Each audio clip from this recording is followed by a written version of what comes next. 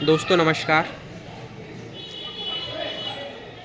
अभी 4 दिन हो चुके हैं ईरान इज़राइल के युद्ध को। आज चौथा दिन है। इसी बीच एक नई खबर आती है कि ईरान में आज 4.2 की तीव्रता से भूकंप आया। ये भूकंप था या फिर परीक्षण,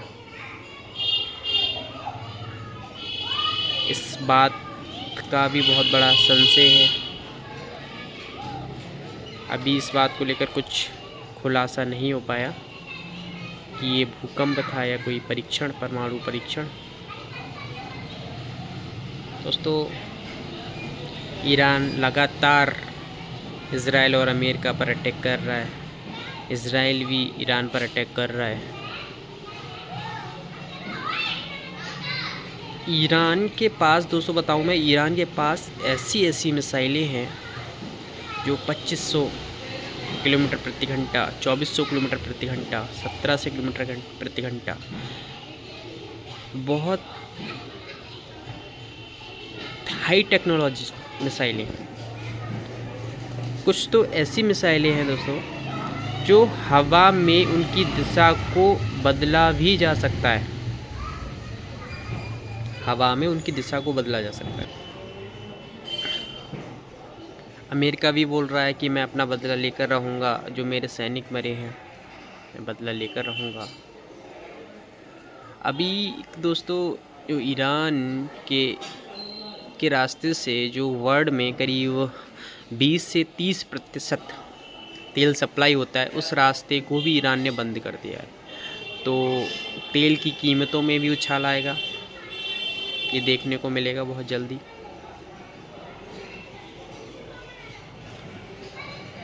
कुछ न्यूज़ चैनल्स का ऐसा दावा है कि जो खामनेई जी की मौत हुई है वो नहीं हुई है, क्योंकि ईरान में किसी भी कमांडर की अगर मौत हो जाती तो उसे 10 दिन तक छिपा कर रखते हैं, और वो तो सुप्रीम लीडर थे। ऐसा कैसे कर दिया, ये अफवाह है। अब मैं इस बारे में कुछ नहीं कह सकता क्योंकि मुझे पता नहीं, कंफर्म नहीं, ऐसी कोई पक्की पुख्ता सबूत नहीं है कि वो जिंदा हैं। ईरान के लिए करीब 10 देश मदद करने के लिए खड़े हुए हैं। रूस, कोरिया, चीन, ओमान, पाकिस्तान। भारत तो नहीं हुआ। भारत तो अभी ट्रम्प की कठपुतली की तरह काम कर रहा है। मोदी जी हमारे जो है वो ट्रम्प की कठपुतली की तरह काम कर रहे हैं। जो ट्रम्प वहाँ से ऑर्डर करते हैं वो यहाँ फॉलो करते हैं, है ना। तो हम ईरान के पास भी बहुत हाई टेक्नोलॉजी मिसाइलें हैं, जो एक वर्ल्ड की सबसे शक्तिशाली देश अमेरिका के साथ जो लड़ाई कर रहा है ईरान, उससे पीछे हटने का कोई नाम नहीं ले रहा। खेमनेई जी की जब मौत हुई तो ऐसा लगा कि ईरान अब छोड़ देगा, अब युद्ध नहीं करेगा आगे, बट ऐसा नहीं हुआ। वह लगातार युद्ध कर रहा है इज़राइल और अमेरिका से।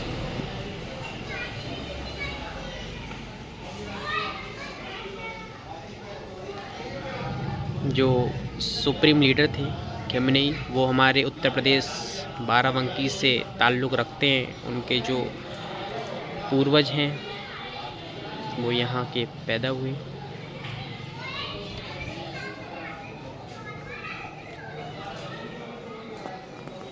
दोस्तों,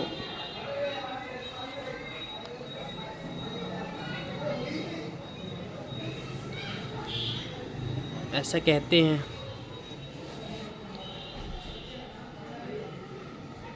कि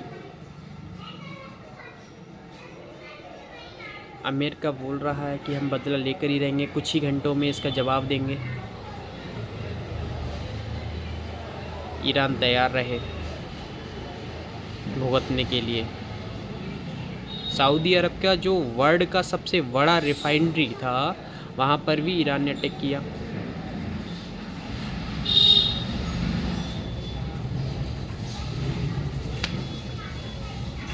जो गल्फ़ कंट्रीज़ हैं, मेन रोल उनका था लड़ाई कराने का, ईरान को बर्बाद करने का। देखते हैं आगे क्या होता है। ट्रंप ने तो ऑर्डर किए हैं कि जो गल्फ़ कंट्रीज़ में जो हमारे अमेरिका और इज़राइल के नागरिक हैं वो जल्दी से जल्द छोड़ें, अपने देश वापस आएँ। इंडिया ने भी दुबई से कुछ स्पेशल फ़्लाइट के द्वारा इंडियन भारतीय वापस आ चुके हैं। कुछ जगह के लिए फ़्लाइटें जाएंगी, वहाँ से वापस आएंगे। ये रेस्क्यू चल रहा है, बचाव कार्य चल रहे हैं। फ़्लाइटें बहुत ज़्यादा रद्द हो चुकी हैं। अब देखते हैं आगे क्या होता है दोस्तों। ईरान अभी भी डटा हुआ है अपने मैदान में इज़राइल और अमेरिका के खिलाफ। जो अमेरिका है वह जो ईरान के न्यूक्लियर साइट्स हैं उनको निशाने पर ले रहा है, और ईरान में इज़राइल के द्वारा छोड़ा गया एक ड्रोन वह भी ढेर हो गया। इतनी हाई टेक्नोलॉजी देख रहे हैं ना।